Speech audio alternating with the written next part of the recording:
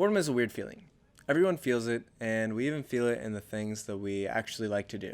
And being left without anything to do and no desire to do it anyway can really take a toll on you. Especially during quarantine, where everyone's kind of feeling the same way. Hi, my name is Nick. Thanks for watching my video. Make sure you hit the subscribe button and the like button and all that stuff down there. And please enjoy the video.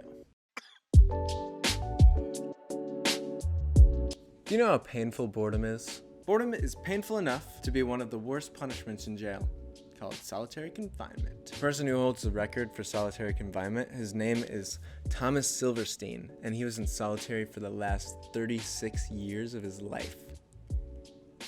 He was a Nazi, but my point is, imagining how terrible that would probably be just shows you how much of an impact being bored can have on you. So all signs point to that we should try to escape boredom at all costs. But maybe that's the wrong way to look at it. First, we need to figure out why we get bored. I'm not 100% sure why we get bored. I'm sure it's something to do with our brains. But I did find out a couple things that are pretty interesting. The first one is that boredom is classified as an emotion.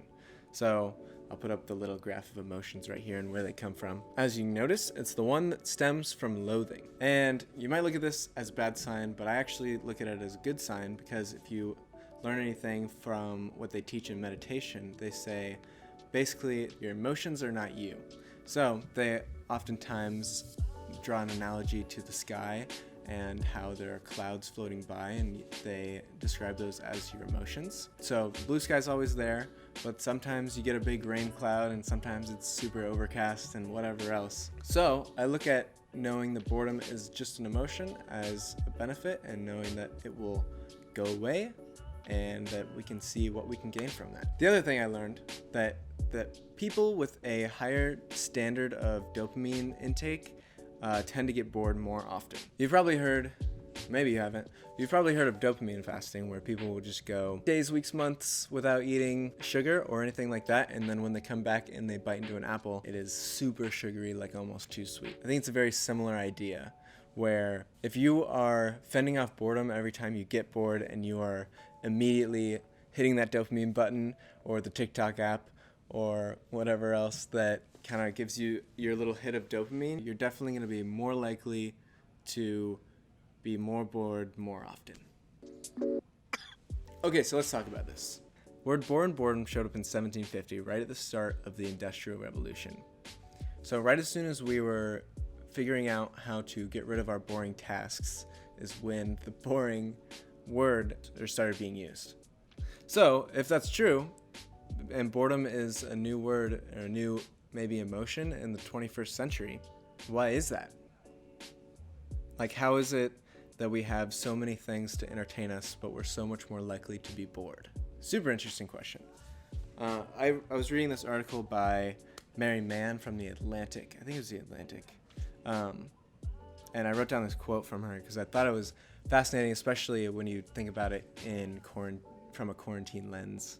It's a common yet startling paradox that the eras we classify as interesting times typically consist of many dull days. So, okay, what do we do? What's the solution? Nick, I'm bored. I'm in solitary confinement. What did I do to deserve this? Don't think about it that way. Like I said before, we shouldn't just mindlessly run from boredom, mostly because it's not all negative.